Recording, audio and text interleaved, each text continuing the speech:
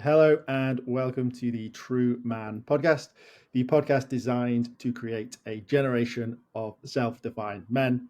Today, I'm joined by Eric Schlossberg. Eric, it's an absolute pleasure. How are you doing? I'm doing great. Thanks for having me on. Good, good. I'm excited to get into some of the topics that we're going to discuss today. But first, as always, Eric, in your own words, what makes you a man? Yeah, happy to jump right in. I think it's a pretty intense question, especially to ask a gay man who grew up in the 90s, that kind of question, because it comes down to, as a gay man growing up in the 90s, we just don't fit society's standards of what it means to be a good man, a great man. And so it's again, a challenging question for me. And I think, every gay man grapples with this question at a pretty young age when they realize that who they are isn't, accepted as a good part of being a man. And you either rebel and decide that everything that society tells you is wrong and we need to redefine everything from scratch. And some people do that. I think most people do is they decide that that part of themselves is not a good part of being a man, and they hide it many, many years until they hit a point where they can't hide it anymore. And it's at that moment that I think of myself as becoming a man, where I've had to really question which aspects of being a man that society is throwing at me are aspects that align with core values of mine, and which ones don't. And so what makes me a man is having to deal with that point of inflection and having to decide which of these aspects I want to keep and which do I just throw away. And it's different for everyone, but and I think it's the type of thing that most men deal with at some point in their lives. Gay men in particular, we have to deal with it at a younger age, because we, at least back in the day, we really didn't fit what was considered acceptable by society. But most people, most men, at some point in their lives, they're going to realize some aspect of them does not match this this tale that society spins about what the ideal man is. And in that moment, you have to make a decision. Do you just hide every part of yourself and like smother and make it disappear, the parts that don't align, or do you choose to reject parts of the tale that society is telling you and make that choice, right? And for me, a lot of that, of course, as a gay man, a lot of that had to do with like, who do I love, right? Um, being attracted to men, I had to just reject that society was saying that that wasn't good, and completely get rid of that. And then there are other parts of being a man that society tells us that I do think are match my core values, like resilience and grit, all these sorts of things, that and hard work, and choosing to keep those and build those aspects of myself, and then reject aspects of dominance, aggression, other, being a lone wolf, all these other things that society says is what a great man is. Do you think that question is easier for gay men now, or do you think it's harder now that things have changed even more when it means what is a man?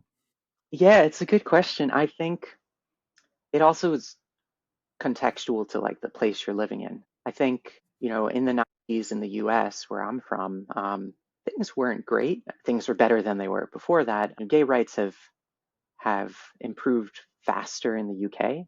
Maybe not trans rights, but certain areas are ahead, certain areas are behind.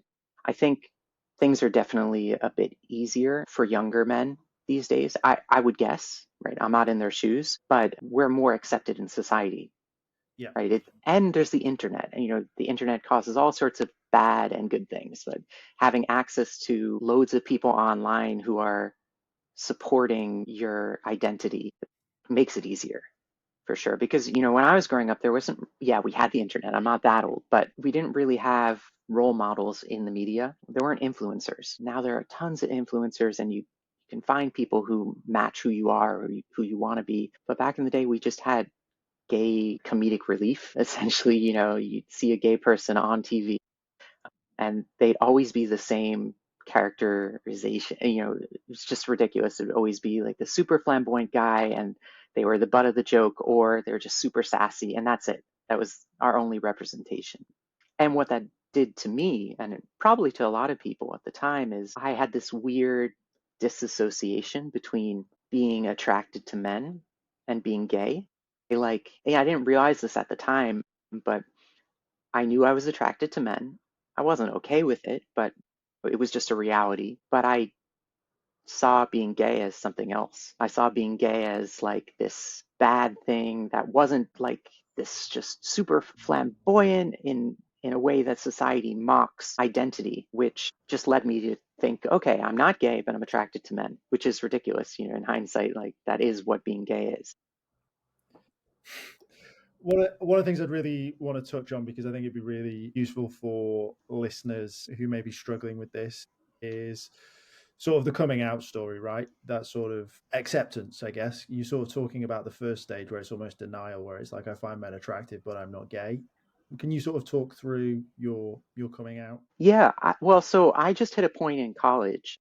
So nowadays, I think people are coming out quite early, but way back when, yeah, I feel like most of the people I know that are gay now didn't come out until their early 20s or late teens. I just hit a point where I had met a bunch of gay people. Actually, that was the big thing, right? Essentially community. I'd met a bunch of gay people who didn't fit. They weren't funny. They didn't fit the comedic relief character on TV. And I suddenly was like, wait, I identify with them. Like they're good friends of mine. Maybe I am. Maybe it's okay to be gay. Maybe I am gay. And then, for me, it took me a while between realizing that I'm going to come out before I actually decided to come out to anyone. Right. It's just my personality. I'm not the loudest, most like I like when things are calm and easygoing. And the whole idea of coming out is a confrontation, even if it's a positive confrontation. So I decided to come out when I was in my second year of college. And I didn't come out until the very end of my senior year. I just didn't find the right moment.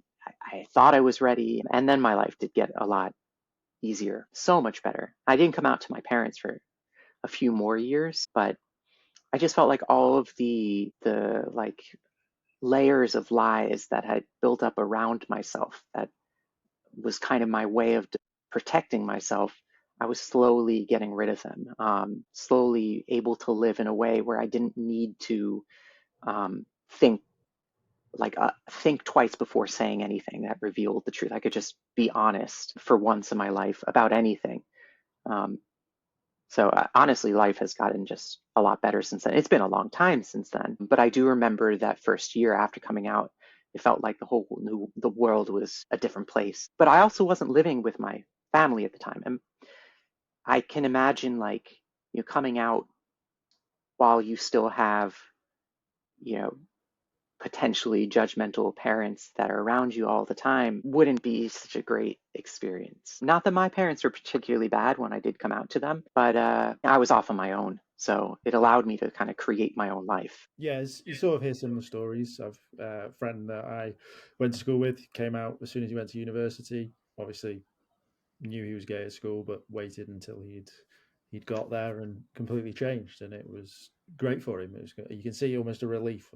You can almost see it in photos, I guess, of like what he used to look like and what he looks like now, and it's that almost like a lightness, sort of has was around him, which was great to see. And I think one of the things that's really interesting, and there's a little bit of a parallel here to sort of that first question that I ask, which is that self-defined, right? You were sort of saying these are the characters that are portrayed as gay men on the media, and men as a whole sort of also have that in a sense where it's like, this is what a man should be, this is what a man is doing.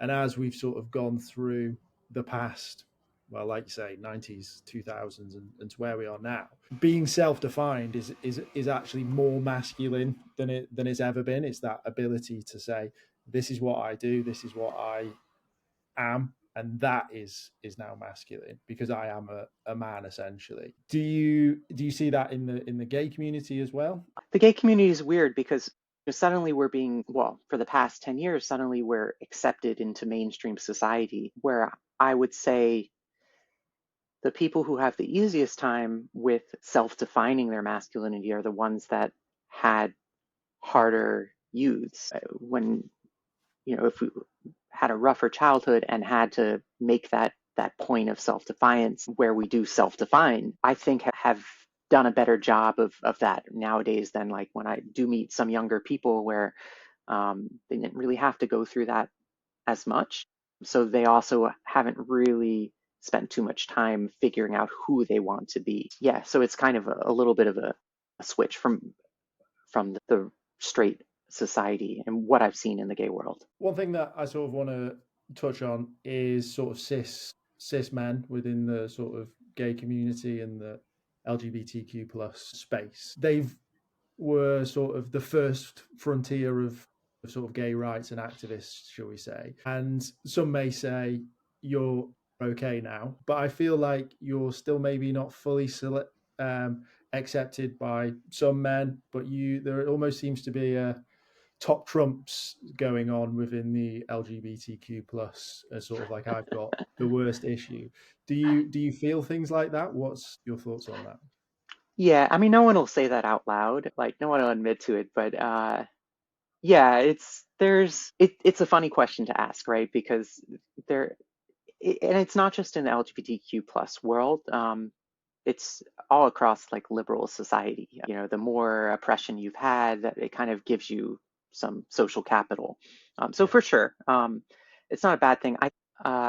Things aren't quite as good in. So I've lived in London for a number of years, and I'm from the US, and I'm back in the US right now. Things are better for gay men in the UK than in the US. So I think there's a little bit less of that oppression Olympics in the US because we're still not fully accepted outside of the major cities. And there's still, there's a lot of religion in the US, and religion tends to lead to like lack of acceptance. But for sure, that's always going to exist, I think. And it doesn't bother me. It just means, as a white, gay, cis man, I do have more privilege in society, but it also doesn't remove the fact that I grew up in the 90s where where I had to hide who I was. It doesn't change my history and the challenges I had to overcome. Yeah, it's an interesting one for sure. I'm obviously on the peripheral. It's nothing that I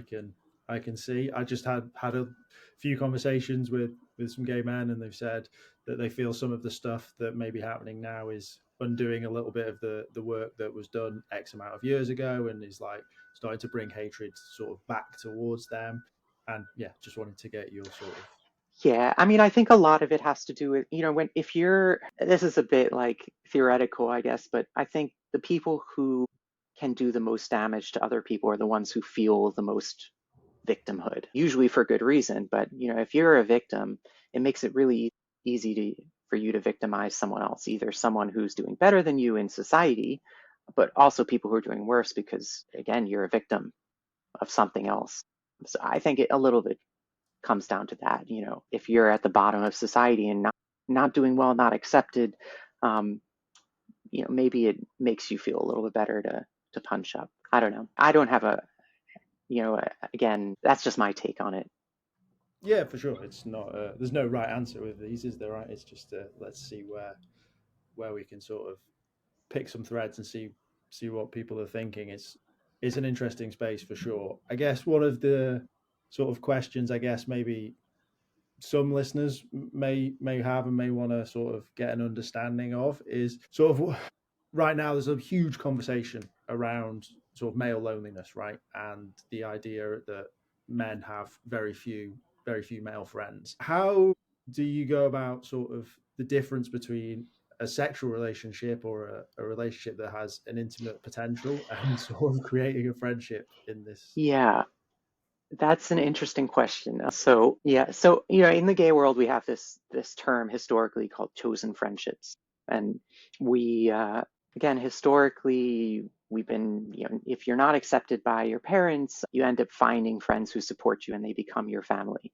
Yeah. So we do have a history of building out friendships very quickly, but there is always this potentially blurred line between is someone a friend or is there romantic potential there.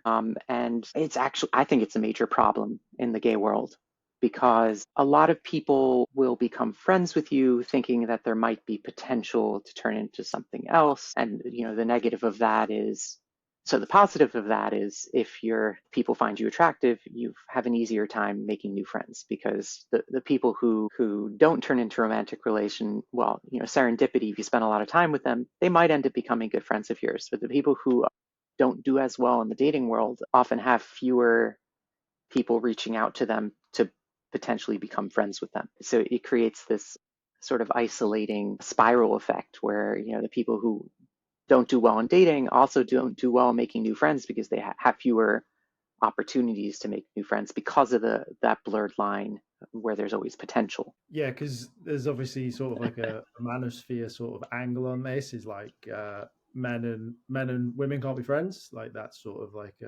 an ideology. If you're a friend with a woman, that means that you're a bit of a simp or something like that, and that deep down you want to sleep with them and want to have a relationship and are just waiting for the right moment, kind of thing. And yeah, there's that sort of balance between like, does he Yeah. want or like, does he want to have sex with me? I'm not too sure. Which obviously not everyone wants to have sex with everyone. Like that's not the gay world, right? But there's got to be that sort of thought Yeah. process going forward. I think, when we think of this idea of a simp in the straight world, like it's just a very reductionist like view of things, right? Just because you met a woman you're that that you potentially want to be friends with. I don't know. There's blurred lines in the straight world as well. Like Yeah, it's not like everyone's in a bucket. You either want to sleep with them or you want to be friends with them, and there's nothing in between. Or I mean, I guess they're saying you don't want to be friends with them. There's a full spectrum, you know, and it's the same thing in the gay world too. Like you might just want to be friends with someone, you might be attracted to them, maybe friends with benefits is an option. I don't know. The world is way more complicated, I think, and relationships in particular, in order to put them into these extreme buckets. It's easy for rhetoric, though. This guy's a simp because he's just friends with this girl. He just wants to sleep with her. Maybe he can't stand her, like on a, in a romantic way, or he's not even attracted to her, but he has a good time spending time with her. It's that's a yeah. possibility too. Well, it's interesting you say like putting in like everything seems to have a label, yet when you sort of just peel back one layer, it becomes far more nuanced than anything. It becomes far too complicated. We're always looking for boxes and things to put things into, and yeah, it's again also all the way going back to the beginning is like how do we become self-defined? How do we allow ourselves to be who we want to be? Right? It's not a case of I'm in this box, so that's me. It's picking and choosing what works for you, right? It's a complex world for sure. Yeah, I think that putting everything into boxes is damaging. It's easier to process the world. I don't know. I think it's quite damaging in a one, allowing yourself to accept yourself, like the stuff we were talking about at the beginning, but in understanding dynamics between people. Um, put someone into the box of this person only wants to sleep with me and that there's no potential for friendship, that's the only reason they're interacting with me, then you're obviously going to treat them poorly, unless you want to sleep with them, right? But if you don't want to sleep with them, you're going to treat them poorly because you've decided that that's how they see you and that's their only interest in you, when they might be interested in your brain or your personality, or I mean, just spending time with you for a variety of reasons. Mentorship, like there's all sorts of reasons that a person might enjoy spending time with you that doesn't have to relate to having sex with them. 100%. I mean, we are animals, right? I think that's probably where it all sort of stems from is this sort of biology of we are trying to sleep with someone. It might not be that person, but we have sort of grown out it a little bit. I do want to sort of touch a little bit more on that sort of loneliness side of things and really start to get into it from a gay point of view, because there's sort of different stages, right? So we've talked about the coming out. So there's probably an element of loneliness right there where you're just, I'm myself. No one knows I'm gay. This is quite lonely. I don't have anyone to talk to. But then there's this sort of next stage where you're exploring your sexuality, but you're also still trying to keep friends, make friends that you've had before you were gay, essentially, to the world. Yeah, I mean, there's the coming out, right? You decide to come out to the first person, and then we say like there's one moment of coming out, but in the gay world, it's you're just constantly coming out to people. But like the hardest part is coming out to all of your friends and your family, like one by one. It's a little annoying for someone like me who I'm a little conflict averse. Like I don't enjoy those moments. It was exhausting, right? I had to have a one-on-one essentially with each of my friends, like, hey, just so you know, I'm gay. How do you feel about that? Right? You don't say how do you feel about it, but you're sitting there, you're like, I'm gay, and then you lean in, like waiting to hear how they respond. It's a bit ridiculous, but I was very fortunate. All of my friends, when I came out to them, were super supportive. You know, they had met other gay people in college. None of them had never met a gay man before, and so some of them had a bunch of gay friends. I don't know. It was, uh, but then I do remember thinking in my head, are they going to think of me differently? And I think there's, a yes and no. In the moment, they don't really think of you that differently, but then there's this whole new area of my life that I'm exploring, and I'm sharing details with them. And yeah, they probably do think of me slightly differently than they did in college, but that's just because I've changed and I've expanded beyond who I was at the time. And that whole new side of me is a part of me that all of my straight guy friends in college, for example, now see as a part of me. Yeah, you outgrow friends anyway, right? It doesn't matter whether you sort of come out or not. You're gonna change as a person as you grow and do different things. And as you mentioned, you've lived in different parts of the world. That's in itself is too much for some people. They can't even cope with. Yeah, I think that's definitely some aspect of my personality that annoys my friends because I'm always bringing up comparisons. It's really hard not to do when you've lived in, I've moved around. I think I lived in around 10 cities in 10 years in 5 or 4 countries. But yeah, I think one thing that I would say that has been interesting from my perspective is the progression of my life, my social life after college, and then watching all of my friends, both the women and the men, and seeing their social lives progress over time after college. I think big, there definitely was a big difference between my social life after coming out of the closet, and a lot of my straight male friends' social lives after coming out of the closet. And just in terms of the number of friends I've made, a lot of my friends in college, they don't really have too many new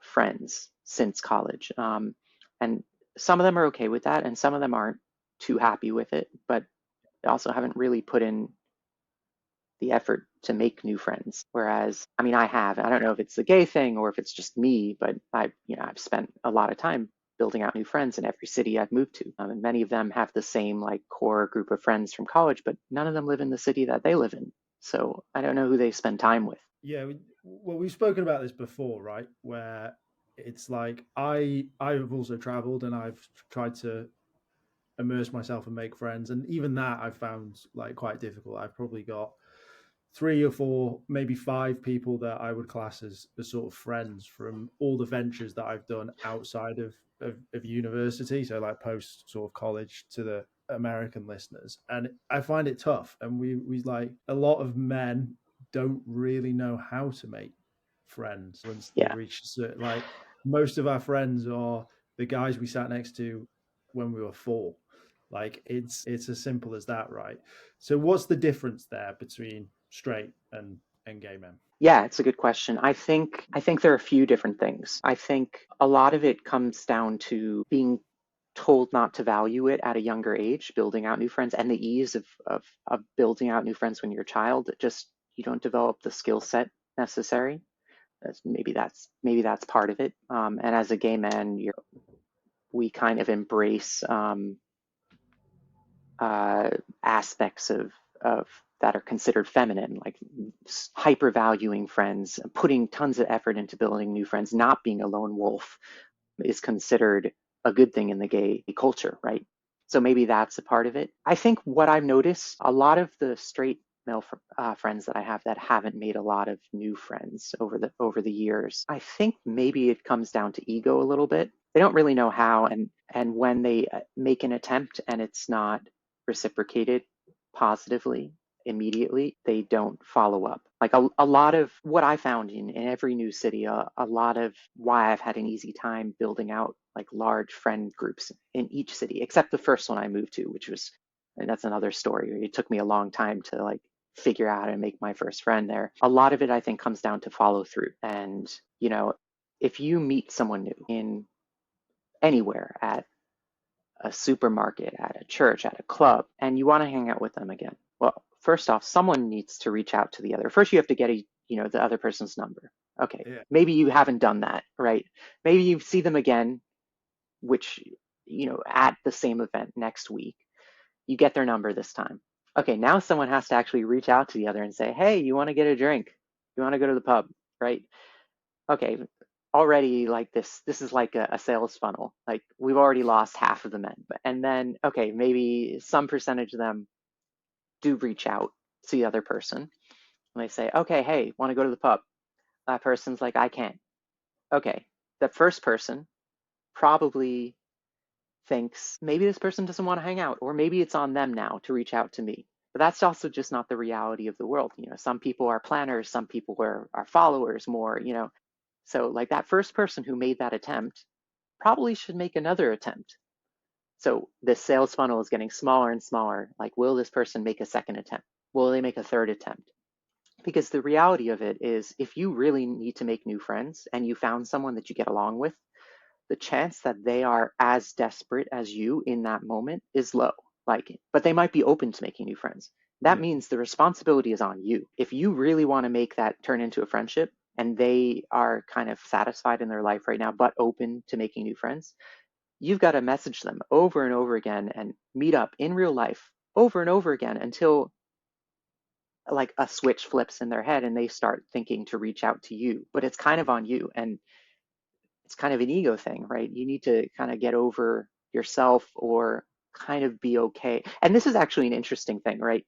I've thought about it, right? Where maybe it's feminine to value friendships, right? Whatever. Maybe society says that. But Yeah.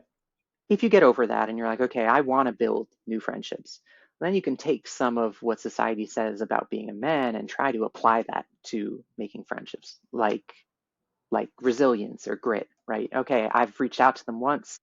I'm going to be a man and reach out to them again because I don't care, right? I'm going to reach out again and again, right? If you can kind of co opt some of these aspects and convince yourself to use it in the sake of building out like meaningful friendships, it's possible.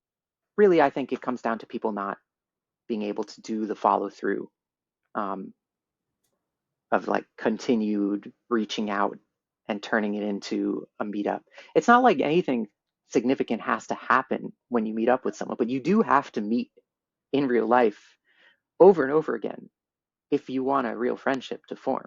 And it doesn't Oh, have to be, it could be once a month, but yeah, it can't be just you meet once and you consider them a friend for life. No, they're an acquaintance. You hung yeah. out once, you got a coffee. I've got a real good real life example of this. A friend of mine is back in the UK a few months. Went and played golf in the middle of the week. He was playing on his own. He arrived at the golf course. There was another guy there. He said, "Oh, we're both playing alone. Do you want to play with me?" He was like, "Yeah, sure." Played all 18 holes. Chatted to the guy the whole way round. Had a great conversation. He was on paternity leave.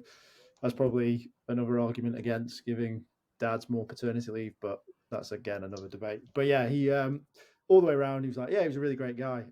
Yeah, and he was like, I'll never see him again. And then they just walked off at the end of the 18 holes. Like they conversed and enjoyed each other's company for 18 holes, which is like 3-4 hours and gone.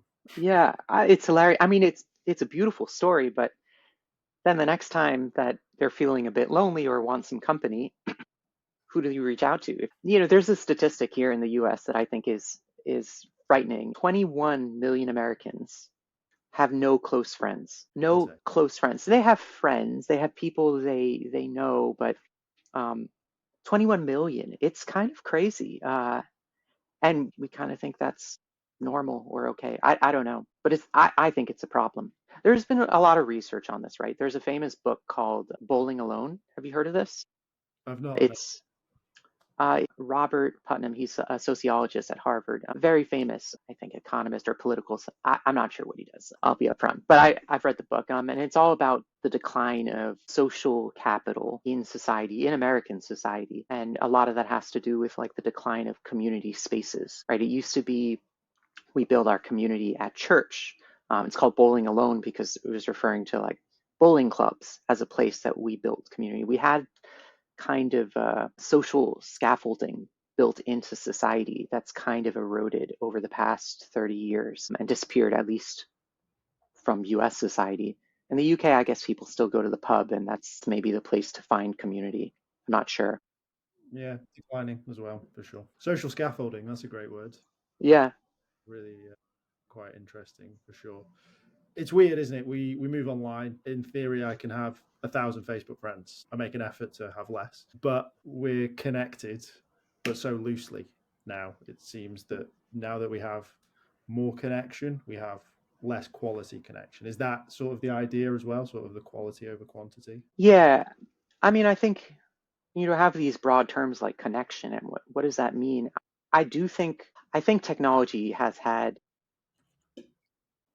a very negative effect on community, on social capital, right? Having your social support networks, because yeah, you have things like social networks where you think you're connected and you're staying up to date on what's happening in people's lives, but you're not really connected. Really, I think the worst part is we have so much access to things to do alone now that it just enables us to not leave the house, right?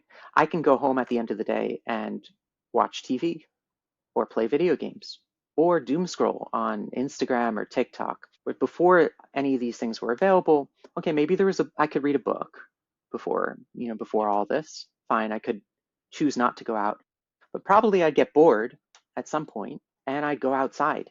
And when you're out and about in the world, then a serendipity takes over. You bump into people, and especially if more people are out and about in the world, you bump into, it just compounds. And technology in and of itself has made it so easy to not leave the house. And yeah, it's kind of sad. It doesn't have to, right? Technology can bring you closer together. You have text messaging. You can stay in touch with your loved ones, which has pros and cons as well. The telephone, right? You could call people, but every single one of these, if you spend time texting or on the phone, you're not spending time with people in the real world in that moment. So there's a downside to each of them. I think you touched on it, which was really interesting, that sort of loss of shared screen. So like cinema or theater or just the TV in the house, where it was like, we have 4 channels. So tonight we have to all sit and watch one channel because there is no other TV channel. Yeah. Whereas 6 or 7 people can go into different rooms and watch whatever they want and binge it, right? It used to be, we have to sit down at 9, we have to be there together to find out what's going to happen this week in this series. Otherwise, you won't see it and you'll be You know, behind. it's so true. And I remember when I was growing up, like if your favorite show was on at a certain time each week, you'd have like viewing parties. And people still do them sometimes. It was on at that time, so you either watched it on Sunday night at 10 p.m. or you missed it. I had to watch a rerun. Yeah, I think also what you're saying about everyone going into a separate room watching different things has a negative effect. I took a course during COVID. I was bored on positive psychology offered online by, I think it was a Yale course. And I do remember one of the studies that the teacher talked about, the professor talked about, was like, we know that doing stuff with other people makes it a better experience. Everything from eating ice cream with another person makes the ice cream taste better, like according to modern psychology studies. I'd imagine it's the same thing with watching TV. If you watch the season finale of Game of Thrones with your buddies, it's going to be a much better episode, a much more memorable experience than if you sit there watching it alone. Well, take America as the prime example of this. I couldn't think of anything worse than watching 4 hours of football. But the Super Bowl Sunday is obviously a big thing in the States, right? There's parties. It's a huge bringing together of people who don't even watch football will Yeah. come, right? So there's definite proof in the pudding for that as well. It's really interesting that like just eating ice cream together, it tastes better because I guess maybe it's just the conversation, right? Oh, that was nice. I like that bit. Like it's just another neuron firing, right? Which is interesting when you say it out loud. It's so obvious, but we sort of have almost lost it a little bit. I guess the big question is sort of how technology can help to fix this. Like, what's the way that we can sort of reconnect using technology because it's not going anywhere. Yeah, I mean, that's what I'm working on. I think we've talked about this before, right? I have a company that is fighting loneliness through generating friendships, through kind of manufacturing social intent, right? So we're trying to make it easier for groups of friends to connect in the real world and using technology to get you off of the phone. I think a big challenge with a lot of social networks is their revenue stream comes from you spending more and more time on the phone. So their business model aligns with getting you to doom scroll. So we're focused on having a business model that if we get people to meet up at this place as fast as possible, we make more money, right? Aligning like our business interests with the interests of people, right? So what we're doing right now is using AI to do all of the nudging, all the stuff I was talking about before, like nagging the person and then feeling embarrassed that they didn't respond. Well, like if you have an AI bot in a group that does that, well, that AI bot's not going to feel embarrassed. It asks you, "Are you free on Friday?" and you say no. Um, Instead of like not responding, it'll be like, "Okay, what about Saturday?" And there's no ego behind this sort of thing. So there are ways, and there are companies that are trying to figure this out, how to connect people better in the real world. It's not easy to do, and really, what makes it not easy is that it's very hard to come up with a business model that makes it effective to incentivize getting people off of the phone and into the real world. That's the challenge, right? If it were easy, right? If every single person you connected with on Facebook, every new connection caused you to have a real world conversation, and that real world conversation gave Facebook $1, then Facebook would do a better job of it, for example. But of course it doesn't. Yeah, it's really interesting. I did a podcast years ago now with a guy, and we spoke about Hinge's tagline, which is the dating app made to be deleted, right? But it's a monthly subscription. Yeah, it doesn't work. It doesn't work. And what so I mean what we're doing is we're trying to find places that we can essentially push for like meeting spaces, right? If we can make some money off of bringing people together at an escape room, or if they're into escape rooms, or at a pub, if they're into a pub, and we make some money back from that, we take on essentially the advertising of the marketing budget of these spaces, then we can incentivize actually getting off the app. We make money if they do meet up in the real world. And so that means as we keep optimizing, we should get better and better at figuring out how to get them off the app, right? That's the goal. That's our goal, at least. Yeah, I mean, we talk about it a lot, this sort of downfall of the high street, the lack of things that are available. Everyone moans about it, right? They're like, oh, there's nothing to do here. And then they'll go back to the scrolling. So yeah, if you can find a way that allows people to scroll, connect, and go somewhere and actually have a good time in society rather than online, then yeah, it sounds like a sort of solid idea. But yeah, like you say, a very tricky one. These places may not have the biggest budgets, but will be definitely desperate for custom. So Yeah, and the thing is with the dating apps and the other social connecting apps, they try to monetize off of finding you a new person, right? Their whole idea is the hard part of making a new friend or the hard part of dating is finding the right person. And yeah, maybe that's the case for dating, right? But I'm not sure. But for friendship, the challenge isn't meeting someone new.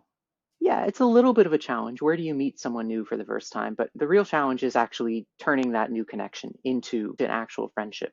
It's just yeah. a different challenge than that they're targeting. Sort of on that, and sort of the idea of finding sort of groups of people and things like that. What have you sort of come across any other spaces in and around the men's space, particularly? Obviously, with this being a men's podcast that you really like, and sort of what do you want to see sort of more in regards to connection and men essentially getting out there? Yeah, I think what's most important to me, where what I'd like to see more of is these community spaces being built out. And I think in order to do that, we need to incentivize men to value community building. So, even if building friendship just feels too not masculine enough for you, the way to turn it around is okay, maybe, focusing on friendship isn't masculine, but being a leader in creating community, a place for other people to support each other, that could feel masculine. So I'd like to see more community spaces being built by members of society that want to be leaders, micro leaders. And it's really important, right? Without this kind of scaffolding, what we talked about, social scaffolding, people don't have a place that they can connect. And here in Portland, so I played around with that a bit. I started an LGBTQ gaming community. So I moved to Portland, Maine about a year ago. And within a month, I was like, there's no place for gay, like geeky people to meet up. So I just started an organization around it and just started having meetups once a week, once every other week. And it's kind of turned into a whole thing because now this niche area within the queer community has a place that they can meet new people at, a place that they can go and they're always going to be invited, as opposed to, friend circles where you have to like posture in order to make sure you don't fall out of the friend circle. We need these spaces where anyone can go. So I'd like to see more of those built up.